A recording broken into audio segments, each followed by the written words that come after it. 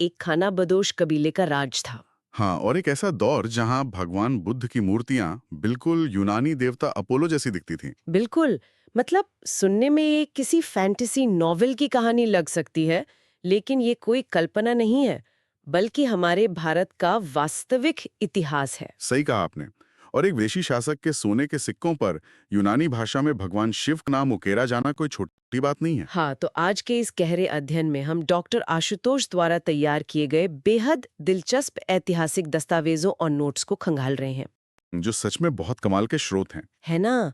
और हमारा मिशन ये समझना है कि मौर्य साम्राज्य के पतन के बाद जब बाहरी कबीलों ने भारत का रुख किया, तो उन्होंने सिर्फ जमीन पर कब्जा नहीं किया, बल्कि कला, व्यापार, धर्म और समाज को पूरी तरह बदल दिया। देखिए, मौर्य काल के बाद का ये दौर इतिहास का वो हिस्सा है जिसे अक्सर बहुत सरसरी तौर पर पढ़ा दिया जाता है, लेकिन असल में ये सबसे ज्यादा हलचल और प्रयोग का समय था। एक तरह का प्राचीन ग्लोबलाइजेशन। बिल्कुल। जब कोई मजबूत केंद्रीय सत्ता नहीं होती तो एक शून्यता आ जाती है, और इस वैचारिक और राजनीतिक शून्यता को भरने के लिए जो बाहरी शक्तियां आईं, वो पूरी दुनिया के रंग अपने साथ लेकर आईं। तो इस कहानी की शुरुआत होती है एक बहुत ही दिलचस्प सत्ता हस्तांतरण से। मैंने डॉक्टर आशुतोष के नोट्स में पढ़ा कि हम सबसे पहले पार्थियन वंश से टकराते हैं। हाँ, जिन्हें भारतीय संदर्भ में पहलव भी कहा जाता था। वही। अब जो बात सबसे ज्यादा ध्यान खींचती है, वो ये है कि ये पार्थियन मूल रूप से भारत के नहीं थे। ये तो ईरान के निवासी थे। बिल्कुल ईरान के थे, और उन्होंने उत्तर पश्चिम भारत में अपनी सत्ता स्थापित की। इनमें जो सबसे शक्तिशाली शासक उभर कर सामने आया, उसका नाम था गोंडोफार्नीस। अच्छा, गोंडोफार्नीज। हाँ, और उसने अपनी राजधानी तक्षशिला को बनाया।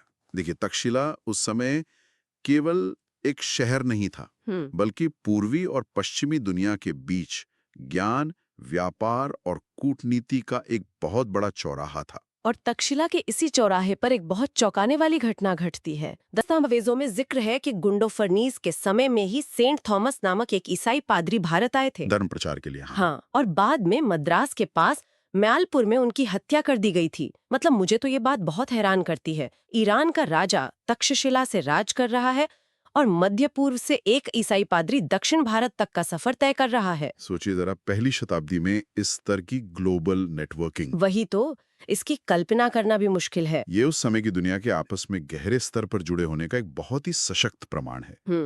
एक और दिलचस्प बात जो इन नोट्स से सामने आती है, वो इन राजाओं के सिक्कों से जुड़ी है। सिक्कों से? क्या खास था उनमें? पार्थियन राजाओं के सिक्कों पर धार्मीय यानी एक धार्मिक उपाधि उकेरी हुई मिलती है। रुकिए, मुझे यहाँ एक बात समझ नहीं आ रही। अगर वो विदेशी थे और एकदम नई जगह पर राज कर रहे थे, तो वो अचानक से इस तरह की धार्मिक उपाधियां क्यों अपना रहे थे? क्या ये सिर्फ दिखावा था? इसे आप कूटनीतिक अस्तित्ववाद कह सकती हैं। देखिए, एक विदेशी शासक केवल तलवार के दम पर तो लंबे समय तक राज नहीं कर सकता ना। हाँ, वो तो है। उसे स्थानीय जनता से जुड़ना होता है, खुद को स्वीकार्य बनाना होता है। धर्म और मान्यताओं को अपनाकर वो जनता को संदेश दे रहे थे कि हम बाहरी नहीं हैं, हम तुम्हारी ही व्यवस्था का हिस्सा हैं। लेकिन कूटनीति के बावजूद हर साम्राज्य का एक अंत तो होता ही है, और यहाँ दस्तावेजों में बहुत बड़ा मोड़ आता है। बिल्कुल, कुषाण वंश का आना। हाँ, इस ईरानी मूल के पार्थियन साम्राज्य का अंत कोई भारतीय शक्ति नहीं करती, बल्कि कुषाण करते हैं, जो खुद चीन का एक खानाबदोश यूची कबीला था। मतलब एक खानाबदोश कबीला इतनी दूर आकर एक जमे जमाए साम्राज्य को कैसे उखाड़ फेंकता है? तो ये रातों रात हुआ कोई चमत्कार नहीं था। इसके पीछे एक पूरी भू राजनीतिक उथल पुथल थी। यूची कबीले को चीन के उत्तर पश्चिमी हिस्सों से हिंगुनु नामक एक खूंखार कबीले ने खदेड़ दिया था। अच्छा, तो वो भागकर आए थे? हाँ, अपना अस्तित्व बचाने के लिए उन्होंने पश्चिम की ओर एक लंबा सफर शुरू किया।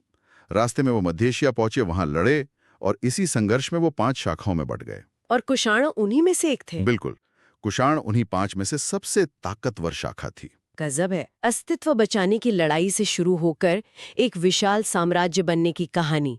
नोट्स के अनुसार कुजुल कटफिसेस ने इस कुषाण वंश की नींव रखी और तांबे के सिक्के चलाए। हाँ, लेकिन असली कहानी तो तब पलटती है जब विम कटफिसेस गद्दी पर बैठता है।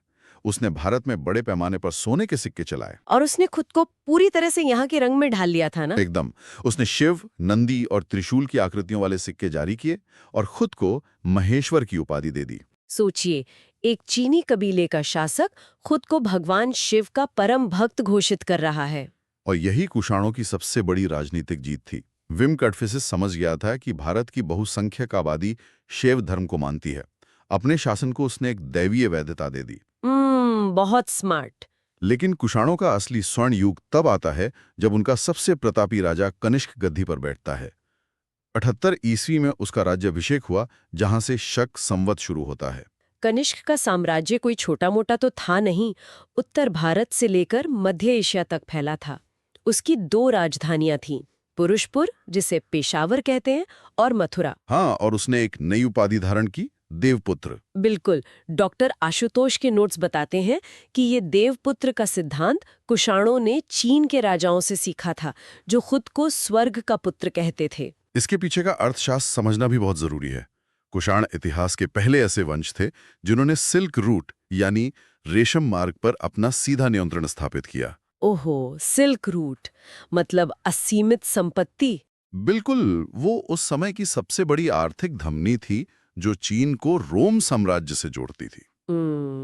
मध्य एशिया के अल्ताई पहाड़ों से आने वाले सोने का उपयोग कुषाणों ने किया और सबसे शुद्ध सोने के सिक्के बनाए।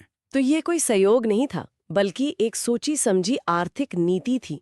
लेकिन यहाँ इन दस्तावेजों में मुझे एक बहुत बड़ा विरोधाभास नजर आया। कौन सा विरोधाभास? देखिए, एक तरफ तो कनिष्क की इतनी महानता की बात है, साम्राज्य मध्य एशिया तक है, सोने के सिक्के हैं, लेकिन डॉक्टर आशुतोष के नोट्स बताते हैं कि कनिष्क को चीनी सेनापति पेंचुआ ने युद्ध में हरा दिया था। हाँ, ये एक ऐतिहासिक सच है। तो इतनी बड़ी हार के बावजूद वो इतना बड़ा साम्राज्य कैसे खड़ा कर पाया?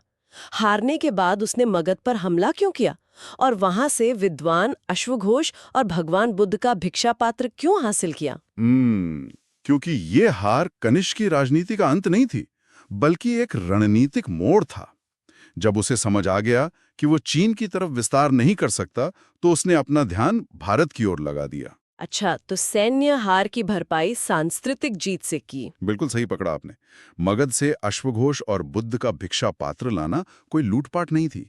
ये कूटनीति थी खुद को बौद्ध जगत का सर्वोच्च नेता स्थापित करने की। वो साबित कर रहा था कि चीन से हारने के बाद भी वो बौद्ध धर्म का सबसे बड़ा संरक्षक है। बिल्कुल, और उसके इसी कदम ने एक वैचारिक क्रांति ला दी। हाँ, कनिष्क महायान शाखा का अनुयायी बन गया और उसने कुंडलवन कश्मीर में चौथी बौद्ध संगीति आयोजित करवाई, जिसके अध्यक्ष वसुमित्र थे। यहीं पर बौद्ध धर्म स्पष्ट रूप से 2 हिस्सों हीनयान और महायान में बंट गया। इस बंटवारे का मुख्य कारण क्या था? महायान संप्रदाय ने ऐसा क्या अलग किया? कारण बहुत व्यावहारिक था। देखिए, हीनयान बुद्ध को एक महान इंसान मानता था, लेकिन आम जनता को अक्सर एक ऐसे भगवान की जरूरत होती है जिसे वो देख सके, जिसके सामने अपनी तकलीफें रख सके। बिल्कुल। महायान संप्रदाय ने इसी जरूरत को समझा। उन्होंने बुद्ध को भगवान का दर्जा देकर मूर्तियों का निर्माण और पूजा शुरू कर दी, और इसी मूर्ति पूजा ने कला की 2 बिल्कुल अलग शैलियों को जन्म दिया, गांधार कला और मथुरा कला। ये हिस्सा डॉक्टर आशुतोष के दस्तावेजों में सच में सबसे रोमांचक है ना? गांधार शैली, जिसे इंडो ग्रीक शैली भी कहते हैं। हाँ, उसे देखकर तो ऐसा लगता है जैसे किसी यूनानी मूर्तिकार को बुद्ध की मूर्ति बनाने को कह दिया हो। बिल्कुल। गांधार कला उत्तर पश्चिमी इलाकों में विकसित हुई, जहां यूनानी प्रभाव गहरा था। काले, नीले और हरे स्लेटी पत्थर का इस्तेमाल हुआ। और बुद्ध के बाल घुंघराले हैं, कपड़ों में यूनानी टोगा जैसी सिलवटें हैं, और मांसपेशियां एकदम बारीकी से उकेरी गई हैं। हाँ, ये स्पष्ट रूप से अपोलो देवता की नकल लगती है। इसमें आध्यात्मिकता कम और भौतिकता या शरीर का दिखावा ज्यादा था। तो इसे हम आज के एक उपमा से समझ सकते हैं। गांधार शैली किसी हॉलीवुड एक्शन फिल्म जैसी थी, जहां सारा ध्यान शारीरिक बनावट और बाहरी चमक दमक पर था। हाँ, बिल्कुल सही उपमा है। जबकि दूसरी तरफ मथुरा कला, जो कनिष्क के समय लाल बलुआ पत्थर से विकसित हुई, वो एक स्वदेशी शैली थी। और वो एक गहन भारतीय आर्ट फिल्म जैसी थी। हाँ, जहां ध्यान मांसपेशियों पर नहीं, बल्कि चेहरे के भाव और आत्मा की गहराई पर था। इसमें भारतीय दर्शन की शांति झलकती है, और सबसे खास बात, पहली बुद्ध मूर्ति इसी शैली में बनी। और ये सिर्फ बौद्ध धर्म तक सीमित नहीं रही, इसमें हिंदू और जैन धर्मों की भी बेहतरीन मूर्तियां बनी। अद्भुत। लगता है सोचकर कि एक ही साम्राज्य में दो इतनी अलग शैलियां पनप रही थीं। बामियान की प्रतिमाएं या पिशावर का कनिष्क चैत्य, ये सब उस प्राचीन ग्लोबलाइजेशन का जीता जागता प्रमाण है। लेकिन ये ग्लोबलाइजेशन सिर्फ मूर्तियों तक नहीं था। कनिष्क का दरबार किसी आधुनिक थिंक टैंक से कम नहीं था। सिल्क रूट की संपत्ति ने दुनिया भर के बेहतरीन दिमागों को वहां खींच लिया था। हाँ, डॉक्टर आशुतोष के नोट्स में दरबार के विद्वानों की जो सूची है वो सच में हैरान करती है। राजवैद्य चरक मौजूद थे, जिनकी चरक संहिता आज भी प्रासंगिक है। राजकवि अश्वघोष, जिन्होंने बुद्ध चरित्र लिखा, जिसे बौद्ध धर्म की रामायण कहते हैं। बिल्कुल, और सौंदरानंद महाकाव्य भी लिखा। इनके अलावा वसुमित्र थे, वात्सायन थे, जिन्होंने कामसूत्र लिखा। लेकिन इस सूची में जो नाम सबसे ज्यादा चौंकाता है वो है नागार्जुन, जिन्हें अक्सर भारत का आइंस्टाइन कहा जाता है। भारत का आइंस्टाइन, ये बहुत बड़ा दावा है। उन्होंने ऐसा क्या किया था? नागार्जुन ने माध्यमिक सूत्र की रचना की और शून्यवाद का सिद्धांत दिया। आसान शब्दों में समझे तो ये थियरी ऑफ रिलेटिविटी या सापेक्षता का एक प्रारंभिक रूप है। अच्छा, कैसे? उनका तर्क था कि ब्रह्मांड में किसी भी चीज का अपना स्वतंत्र अस्तित्व नहीं है। हर चीज दूसरी चीज के संदर्भ या सापेक्षता में ही तय होती है। तो पहली शताब्दी के एक विचारक ने बिना किसी आधुनिक उपकरण के ब्रह्मांड की ये गहरी इंटरकनेक्टेडनेस समझ ली। ये सच में मानव बुद्धि की बहुत बड़ी छलांग थी। बिल्कुल। और ये बदलाव केवल ऊंचे दरबारों में नहीं, बल्कि जमीनी स्तर पर भी हो रहे थे। खेती के लिए ईंट के पक्के कुओं का निर्माण शुरू हुआ। युद्ध की तकनीक बदल गई। हाँ, नोट्स बताते हैं कि शकों और कुषाणों ने रकाब और लगाम का बेहतर इस्तेमाल शुरू किया, जिससे घुड़सवार सेना एकदम उन्नत हो गई। लेकिन देखिए, हर बदलाव सकारात्मक नहीं था। समाज अपनी जटिलताओं के साथ आगे बढ़ रहा था। इसी समय भारत में बाल विवाह की प्रथा का प्रचलन शुरू हुआ। शायद बाहरी आक्रमणों से पैदा हुई असुरक्षा के कारण। बिल्कुल, वही वजह रही होगी। और इन्हीं हलचलों के बीच उज्जैन एक बड़ा व्यापारिक नगर बन गया, क्योंकि वहां क्षिप्रा नदी से गोमेद और इंद्रगोप जैसे कीमती पत्थर मिलते थे, जिनकी रोम और चीन में भारी मांग थी। तो ये तो उत्तर भारत की बात हुई, जो एक मेल्टिंग पॉट बन चुका था। लेकिन जब उत्तर भारत में ये उथल-पुथल थी, तो दक्षिण भारत में क्या हो रहा था? यहीं से एक और दिलचस्प अध्याय शुरू होता है। जब उत्तर भारत में ये सब प्रयोग चल रहे थे, तब विंध्य पर्वतों के पार दक्षिण भारत में संगम काल आकार ले रहा था। संगम काल। डॉक्टर आशुतोष के दस्तावेजों में इसका जिक्र एक बहुत बड़े आयोजन के रूप में है। ये संगम आखिर था क्या? संगम का अर्थ है सभा या सम्मेलन।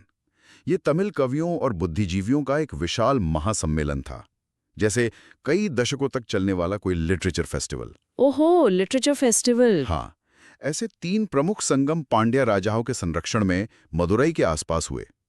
और इसकी प्रक्रिया बहुत कठोर थी। मतलब सिर्फ राजाए इनाम नहीं बांटते थे? नहीं, पूरे दक्षिण भारत से कवि आते थे, विद्वानों का पैनल मूल्यांकन करता था, और जो रचनाएं मापदंड पर खरी उतरती थीं, बस उन्हें ही संगम साहित्य का हिस्सा माना जाता था। अच्छा, तो ये बहुत छन कर सामने आया हुआ ज्ञान था, जिसे 9 बड़े खंडों में बांटा गया है। और इसके विषय क्या थे? ये 2 हिस्सों में था, अकम और पुरम। अकम साहित्य प्रेम और मानवीय भावनाओं के बारे में था, और पुरम साहित्य युद्ध, राजाओं की वीरता और समाज के नियमों के बारे में। ये कितना अद्भुत विरोधाभास है। उत्तर भारत बाहरी दुनिया को समेटकर एक मिश्रित संस्कृति बना रहा था, और दक्षिण भारत अपनी स्वतंत्र स्वदेशी साहित्यिक पहचान को सहेज रहा था। दोनों अपने अपने तरीके से स्वर्ण युग जी रहे थे, और यही इस कालखंड को इतना जीवंत बनाता है। सभ्यताएं बंद दरवाजों के पीछे विकसित नहीं होती। तो अगर हम इस पूरी चर्चा को समेटें, तो एक बात शीशे की तरह साफ हो जाती है कि मौर्य काल के बाद का भारत कोई ठहरा हुआ समाज नहीं था। बिल्कुल नहीं। चीन से खदेड़ा गया खानाबदोश कबीला महान राजवंश बन जाता है। यूनानी कलाकारी से बुद्ध की मूर्तियां बनती हैं। सापेक्षता के सिद्धांत लिखे जाते हैं, और दक्षिण में साहित्य के महासम्मेलन होते हैं। बिल्कुल। और इस चर्चा के अंत में मैं एक विचार छोड़ना चाहूंगा। आज हम सॉफ्ट पावर की बहुत बात करते हैं कि कैसे देश अपनी संस्कृति से दुनिया को प्रभावित करते हैं। हाँ, अक्सर लोग मानते हैं कि ताकत मतलब अपनी संस्कृति थोपना है। लेकिन कुषाणों के दौर ने एक अलग ही मॉडल पेश किया। ये एक तरह का ओपन सोर्स मॉडल था। उन्होंने साबित किया कि असली ताकत थोपने में नहीं, बल्कि दुनिया भर के बेहतरीन विचारों को अपनाने में है। चाहे यूनानी कला हो या ईरानी कूटनीति। बिल्कुल। जरा सोचिए, अगर पहली शताब्दी में कुषाणों ने रेशम मार्ग पर कब्जा करके पूर्व और पश्चिम के विचारों का ये महासंगम नहीं कराया होता, तो क्या आज एशिया का सांस्कृतिक नक्शा वैसा ही होता? क्या विचार और धर्म सीमाओं के पार इतनी आसानी से सफर कर पाते? ये वाकई सोचने वाली बात है और हमारे आज के समाज के लिए एक आईना भी है। उम्मीद है इस गहरे अध्ययन ने इतिहास के उस खूबसूरत दौर को एक नए नजरिए से देखने का मौका दिया होगा। इस सफर में साथ जुड़ने के लिए शुक्रिया।